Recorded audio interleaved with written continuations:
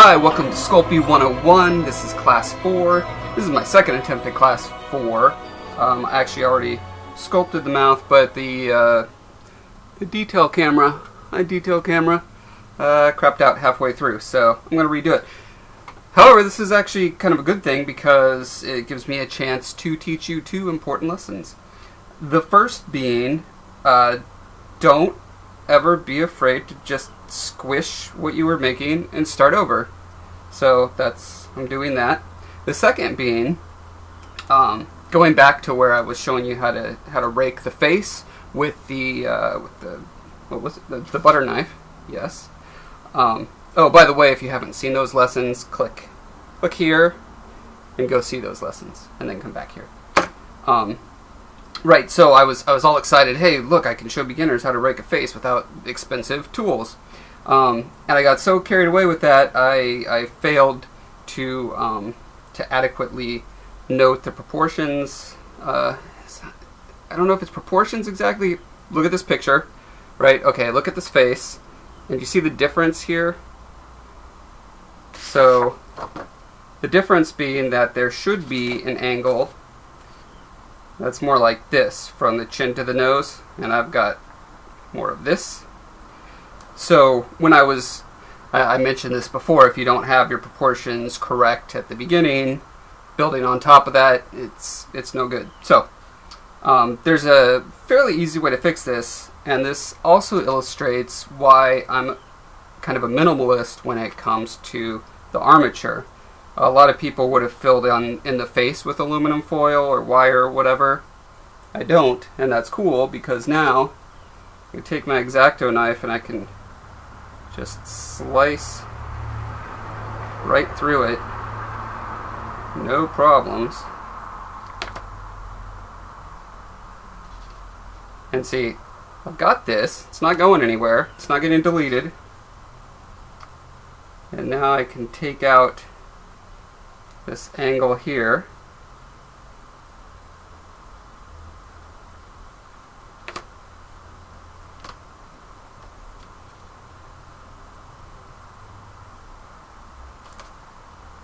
And there I've got that face angle that is more appropriate.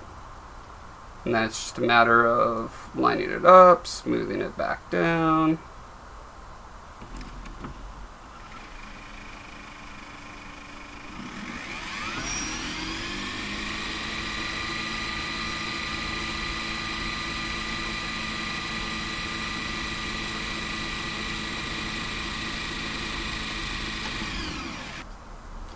Now that I've mucked up the face and smooshed it all around, it's needs a little more work to get back to where it was.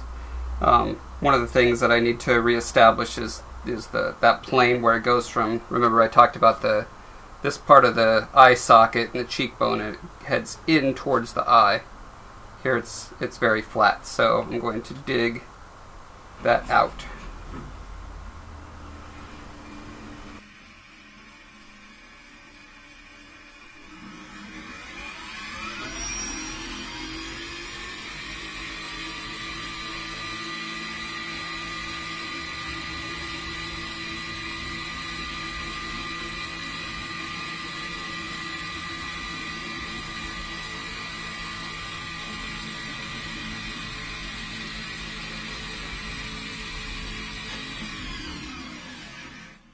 Okay, I think we're pretty much back to where we need to be to start the mouth again. So, here we go. Mouth number 2.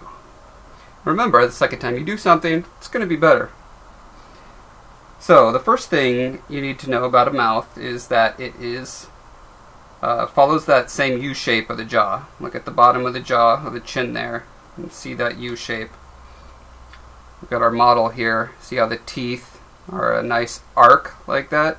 Well, the lips follow that arc, so maybe it's an arch. Yeah, so make sure that when you're starting your mouth, it's not flat like that. Make sure it's got a nice little bulge to it. The way I like to do that is I just make a little blob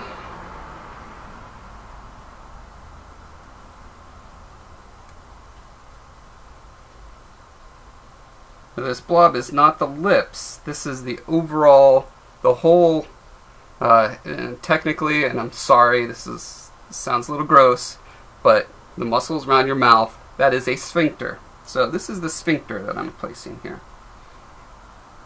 Sorry, again, I didn't make the rules. Let's look at Philippe's little process here. So the way he does it is he lays in a big blob for the upper lip, kind of shapes that, and then look at this really interesting shape here. He does like an upside down crescent moon on the bottom, and that has to do with all the muscles that tie into the bottom of the jaw and the chin, and that go up and give you that fine motor control over your lips. But that is something that is often ignored. And then the space between these two, you know, between the top lip and this bottom crescent here, that leaves this divot type area. So I'm going to show you how I do that with Sculpey.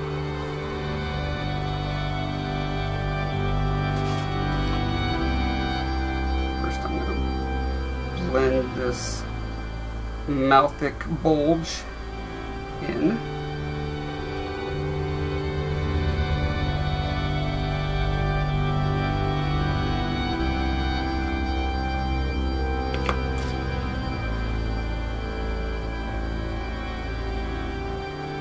See, I'm already starting to get a little bit of that that upside down crescent just from following the line of the chin.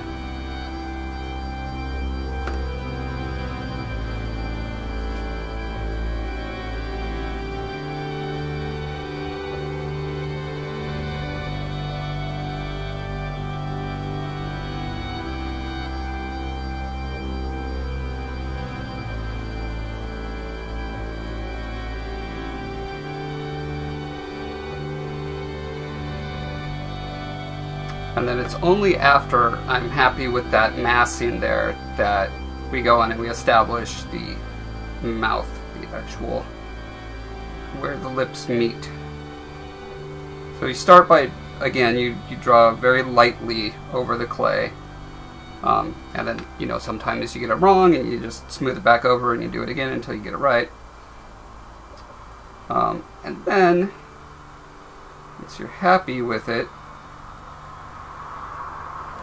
go through and make it a little deeper every time I go, until I'm at the point where I can start to roll the tool up and away from the part.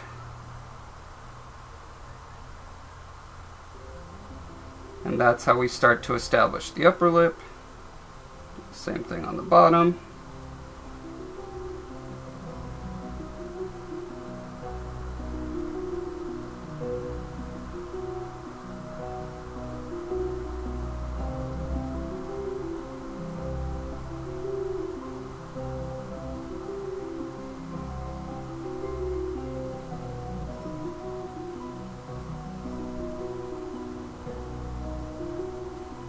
We go a little deeper on the corners to really set those landmarks. You can look at our reference here. See that we come down close to about halfway from the eye. So if you draw a line from your eye down, and you can see that's about where you want to aim, give or take a little.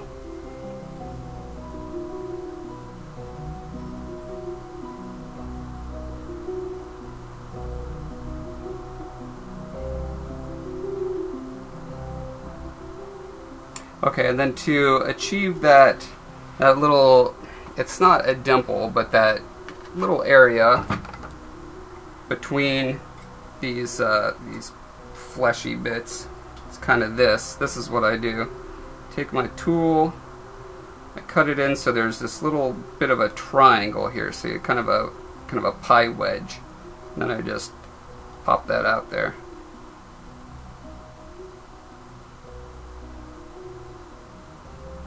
Pie wedge, pop it out.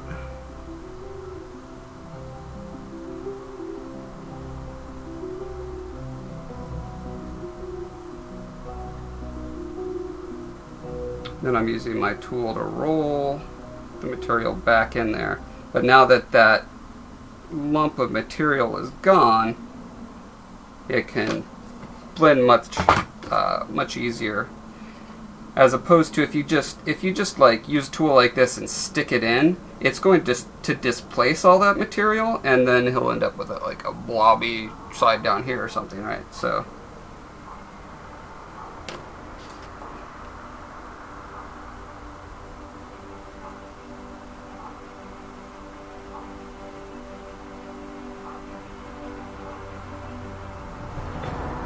Okay, then I'm going to reestablish the bottom lip here.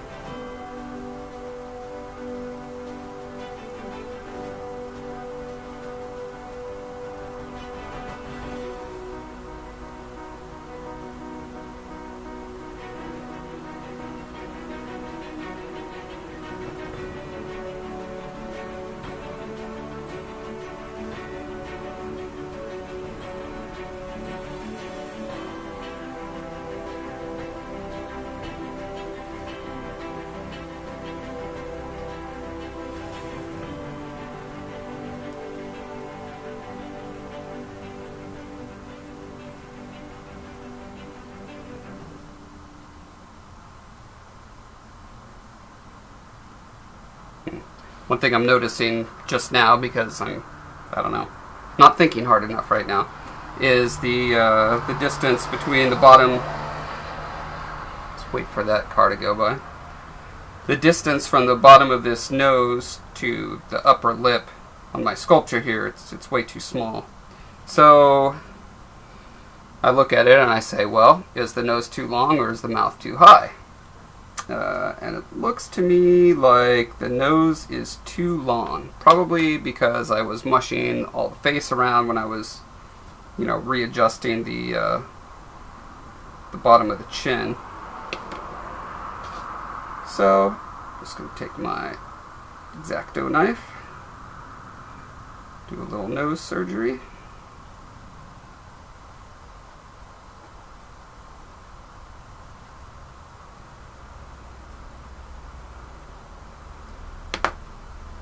Before I put it on, actually, I'm going to go ahead and work on this this upper lip while there's no nose in the way, right?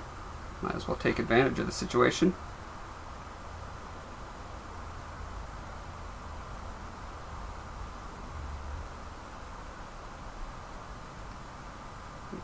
Pretty much got Voldemort now.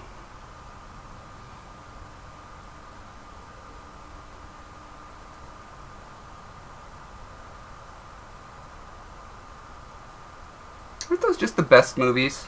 Harry Potter. They're so good. Such great atmosphere, and they kept it consistent through 8 films. It's incredible.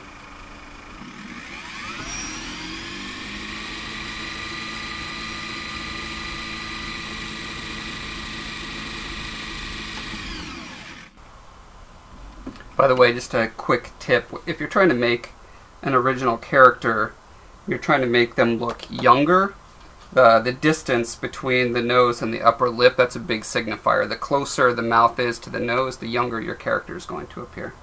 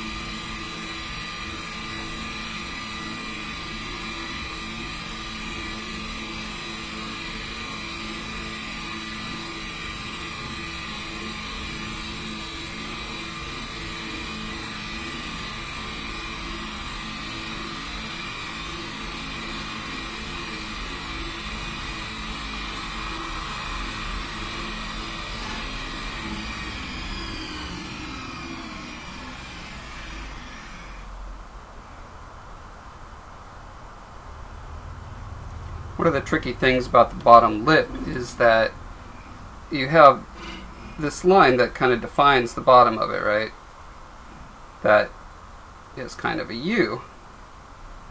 But the actual gross volume of the flesh around there does that upside down crescent thing. So you really have to keep both of those things in mind, is that this line from the top of the chin bump and then this line from the corners of the mouth down, you've got that crescent, upside down crescent moon thing happening.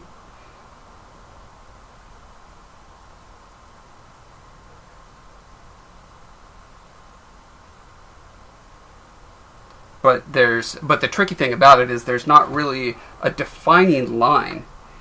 You know, there's the closest you come is the top of the chin and the bottom of the lower lip. But all this other area, it's just kind of this vast wasteland that's easy to just have random lumps and bumps. And so you need to be really careful about keeping in mind that crescent without drawing lines around it.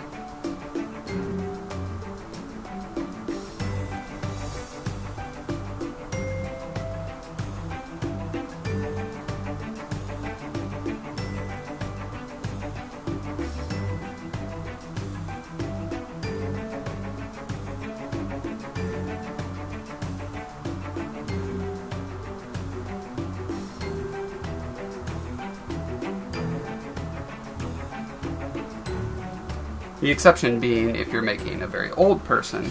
Look at some of these references, right? Now you can see it's well, even then it's kind of hard to make out because the wrinkles are just everywhere. So take that back. No matter what, it's a hard area. It's okay to mess up. It's okay to squash it and redo it many, many times. I think this is a good point to call it quits for the mouth for now. In a future lesson I'm going to go into detailing all the parts, but for now we're going to say that's good for the mouth, and join me next lesson for the ears.